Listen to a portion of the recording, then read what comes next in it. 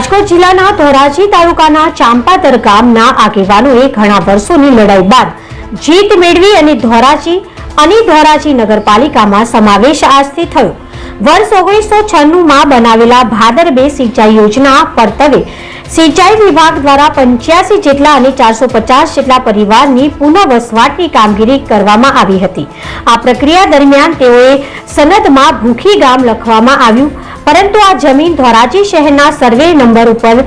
લાગુ પડે છે। તેને લઈને ઘણા વર્ષથી ચાંપાતર ગામના આગેવાનો અને લોકોએ રજૂઆત કરેલ અને સરકારને પણ રજૂઆત કરેલ, પણ આ લાંબી લડાઈ બાદ ભાજપ ધારાસભ્ય મહેન્દ્રભાઈ પાડલિયાને રજૂઆત કરેલ અને મહેન્દ્રભાઈ પાડલિયાએ પાણી પુરવઠા વિભાગ અને જળ સંપત્તિ વિભાગના મંત્રી કુંવરજીભાઈ બાવળિયાને રજૂઆત કરેલ અને આ રજૂઆતને ધ્યાનમાં લઈને વિસ્થાપિત પરિવારજનોના હિતમાં તેઓને સુધારેલ સનદ કરીને આજરોજ 85 જેટલા પરિવારજન અને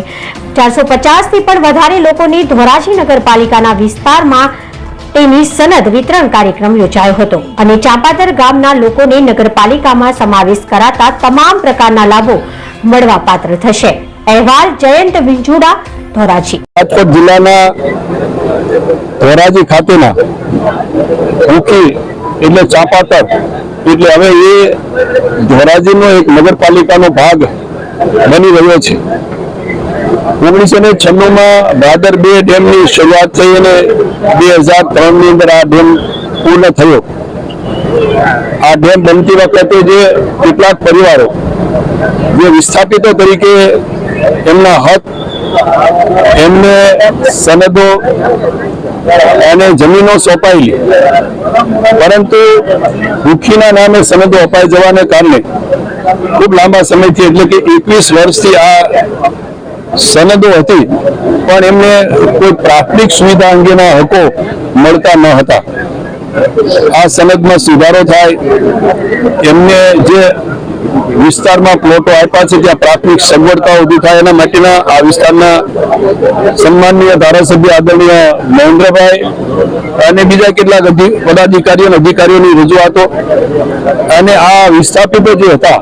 કે જેમને વસવાટ કરતા પણ પ્રાથમિક સગવડતાઓ નહોતી મળતી, એ પણ વારંવાર રજૂઆતો માટે અમારી પાસે આવતા। રાજ્ય સરકારના અને રાજ્યના માનનીય મુખ્યમંત્રી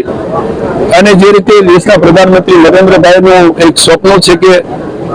કોઈ પણ પરિવાર ઘર વિહોણો ન રહે, એને બરાબર ધ્યાનમાં રાખીને આ સનદોમાં અમારા સિંચાઈ વિભાગના જેમને જમીન સંપાદન કરી હતી એમાં સુધારા કરાવીને અમે આ ભૂખી એટલે ચાંપાતર ગામને આ વિસ્થાપિતોને ધોરાજી નગરપાલિકાની સનદો આપીને સુધારા સાથે સનદો આપીને લગભગ 85 જેટલા કુટુંબોને પોતાના વિસ્તારમાં જ્યાં રહે છે તમામ પ્રકારની પ્રાથમિક સગવડતા મળે, સુવિધા મળે એ રીતની આજે માનનીય ધારાસભ્યને સૌની ઉપસ્થિતિમાં સનદો આપી છે।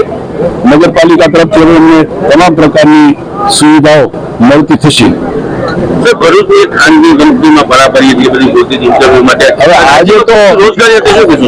તો અમે અહીંયા ખાસ કરીને જે ગરીબ લોકો, નબળા લોકો, વિસ્થાપિતોના પરિવાર એને સનદો માટે 85 કુટુંબની સનદો મળે અને એમના હક મળે એના માટે આવ્યા છીએ, એટલે ત્યાંનો જે કઈ સવાલ છે આ પછી કહીશું। આજરોજ ધોરાજી તાલુકાના કુકી ગામ જે ચાંપાતર વિસ્તાર છે એ ચાંપાતર વિસ્તારને 21 વર્ષ જૂનો પ્રશ્ન, તો એને જે તે વખતે ભાદર 2 સિંચાઈ યોજનાનો ડેમ બન્યો ત્યારે જે ખોટી સનદ આપવામાં આવી હતી, ભૂલ ભરેલી સનદ હતી, એ સનદની અંદર આ વિસ્તાર ધોરાજી શહેર નગરપાલિકાનો હતો, લખેલું હતું ભૂખી, તો એની સુધારણા માટે ઘણો બધો સમય લાગ્યો